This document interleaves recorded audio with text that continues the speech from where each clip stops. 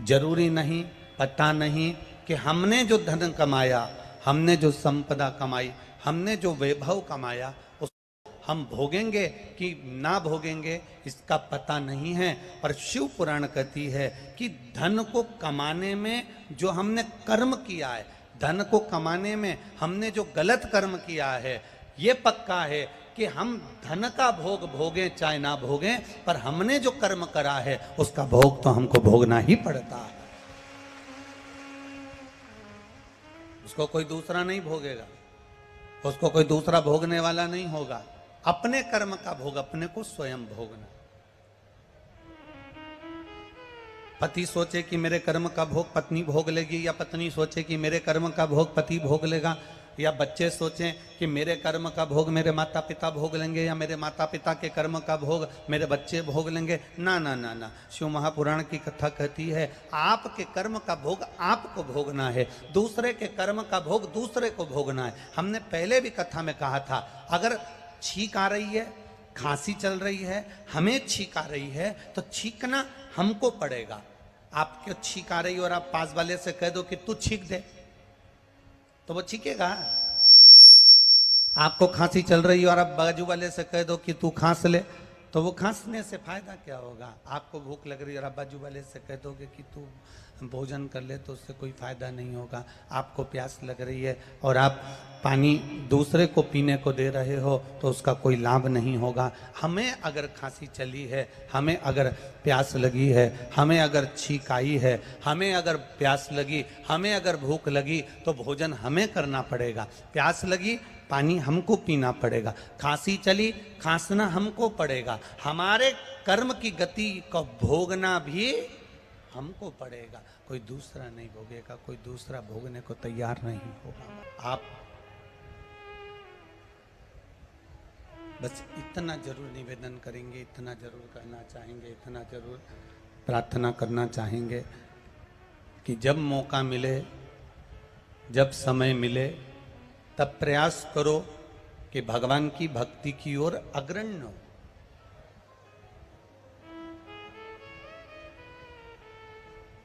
शंभु शरणे मांगू घड़ी रे घड़ी, दुख काटो दया करी ने दर्शन। हमारे कर्म की गति का भोग हमको भोगना है। अपने को प्यास लगी तो पानी भी अपने को ही पीना, अपने को भूख लगी तो भोजन भी अपने को ही करना, अपने को खांसी चली तो खांसना भी अपने को ही। तुम जैसा कर्म करोगे वैसा भोगना तुमको है। महाराज, एक पिताजी अपना पूरा राजपाट, अपने 3 बेटे हैं और इन 3 पुत्रों में से किसी एक को पूरा राजपाट देना है। एक को राजा बनाना है, एक को पूरा राजपाट देना है। पिताजी ने मन में विचार करा कि मेरे 3 बेटे हैं और मेरे इन 3 बेटों को, मेरे इन 3 पुत्रों को, इन 3 विचार करा कि इन 3 पुत्रों में से मैं किसको राजपाट दूं। इन 3 बेटों में से मैं किसको राजपाट दूं। मेरा बड़ा बेटा, मंझला बेटा कि छोटा बेटा। मंझले को दूं कि छोटे को दूं, कि मंझले को दूं कि बड़े को दूं कि छोटे को दूं। मैं राजपाट दूं तो दूं किसको, मैं किसको प्रदान करूं। अब पिता ने ये बात का स्मरण किया और अपनी धर्म पत्नी से कहा कि मेरे 3 बेटे हैं, बड़ा, मंझला और छोटा। इन तीनों में से मैं अपने राज्य का पूरा राजपाट किसके माथे करूं कि मैं एकदम फ्री हो जाऊं और बेटा इस राजपाट को संभाल ले, बेटा इस राजपाट को जान ले। मैं किसको राजपाट दे दूं तो दूं किसको, प्रदान करूं तो प्रदान करूं किसको, कहूं तो कहूं किससे। धर्मपत्नी बड़ी समझदार थी।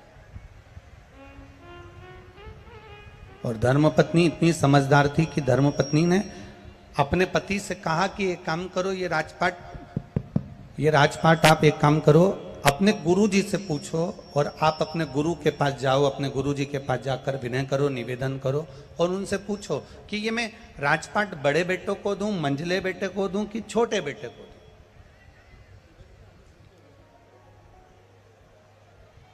पति अपनी पत्नी को लेकर गुरुजी के पास पहुंच गया।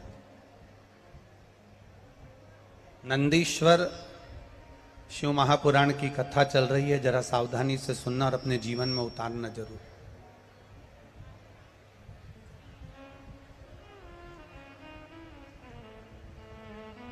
जितने लोग खड़े हैं उनसे निवेदन है, जहां जगह मिल जाए वहां बैठ जाओ।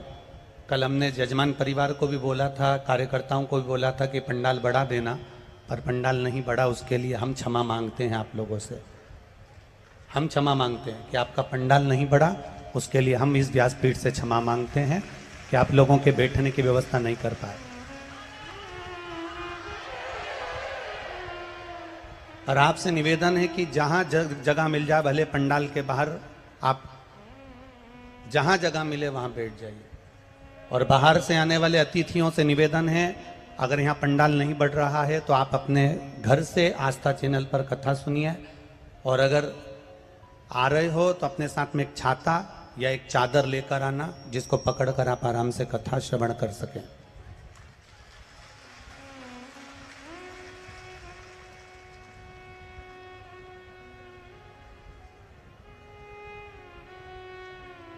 और आगे भी जितनी कथाएं हैं लाइन से, उनसे निवेदन है, आप लोग अगर भक्तों के बैठने की व्यवस्था कर सकें, छांव कर सकें तो कथाओं को करवाइए, वरना कथाएं कैंसिल कर सकते हो।